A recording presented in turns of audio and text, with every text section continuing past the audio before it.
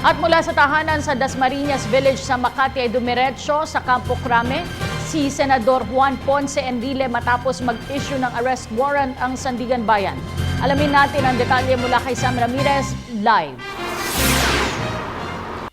Sa'yo, Kathy, kanina nga ay nakaantabay tayo dito sa bahagi ng lungsod ng Makati kung saan naroon ang tahanan ni Senator Juan Ponce Enrile. Ito nga ay nasa Dasmariñas Village sa may lungsod ng Makati. Alas 7 pa lang ng umaga ay nakaantabay ng ating team doon. Tayo kasama natin sila Kuya Larry doon at sila Jeff Tuason. At napansin talaga natin na napakahigpit ng seguridad dito sa bahagi ng Dasmariñas Village at hindi talaga sila nagpapapasok ng media sa loob. Pero nagkaroon tayo ng pagkakataon kasama ang ilang mga kasamahan din natin sa media na makapasok dito sa loob ng sinasabing exclusive subdivision. At makikita nyo nga sa video ay napakaraming bodyguards na nakapalibot doon sa may tahanan ni Senator Juan Ponce Enrile.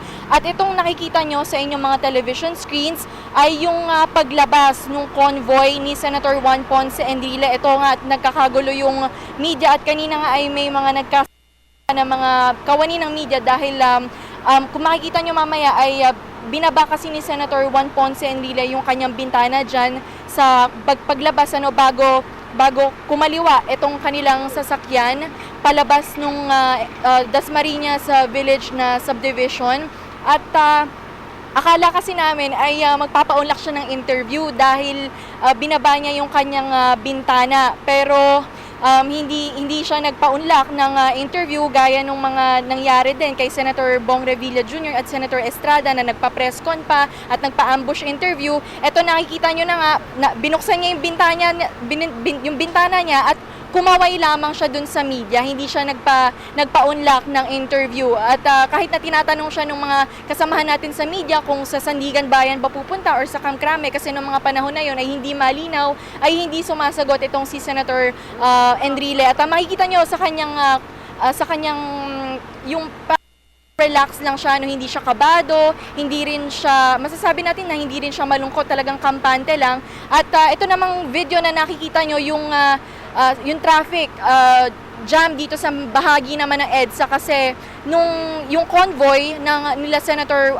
Enrile ay dito dumaan sa may bahagi ng EDSA at mga bandang alas 4, alas 5 na kasi din yun, kaya mapapansin natin na talagang matraffic na rin dahil labasan na rin yan ng mga nagtatrabaho sa area ng Makati, ng Guadalupe, tsaka dyan sa may bahagi din ng Shaw Boulevard, kaya medyo naipit tayo sa traffic. Pero sa kabila niyan ay nakahabol pa rin tayo dun sa kanilang convoy at ito nga yung nakikita nyo, yung white Chevrolet Suburban kung saan sumakay si Senator Juan Ponce Enrile. Meron siyang kasamang 3 tao dyan, hindi lang natin masyadong makita kung sino yung mga kasama niya dyan sa sasakyan dahil medyo, kung makikita nyo naman ay tint talaga yung windows nung sasakyan. At pero nakita ko na meron, syempre nandiyan yung driver at meron pa siyang 2 pang kasama na iba dyan sa sasakyan na yan.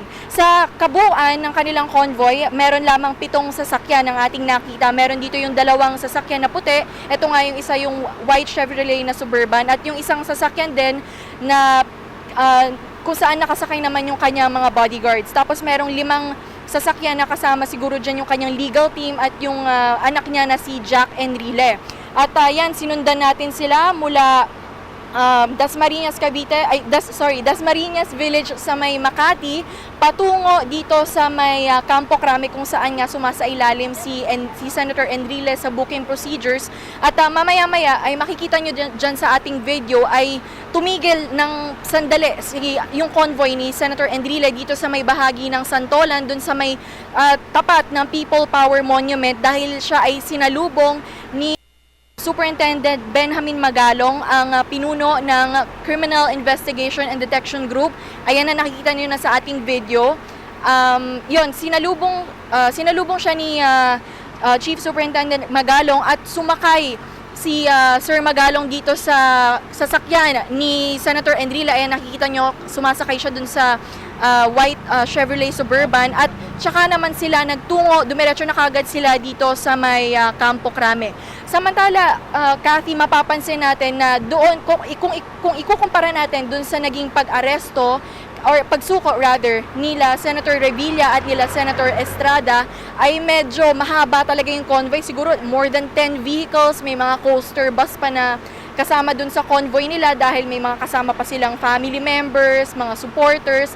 Pagdating naman dito kay Senator Enrile, I think and I have to confirm this, dalawang family member lang ata yung kanyang kasama at isa na nga dyan yung kanyang anak na Jack Enrile at yung iba doon legal team na tsaka yung mga bodyguards. At kung mapapansin din natin, hindi siya nagpa-unlock ng interview unlike nung nangyari doon sa pagsuko nila Senator Revilla na nagpa-presscon pa sa kanyang tahanan.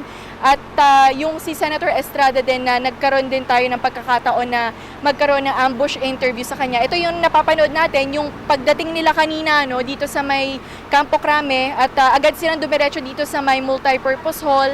At kumaway din siya actually sa media pagdating dito, kaya nga medyo nagkagulo dahil napakadaming media din na nag-aabang sa kanya dito at akala nila ay magkakaroon din or magsasalita din, magpapa-unlock din ng interview itong si Enrile, pero kumaway lang din at pumasok na rin agad ito sa multipurpose hall ng Campo Crame.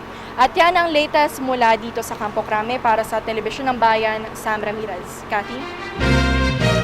Maraming salamat, kasamang Sam Ramirez.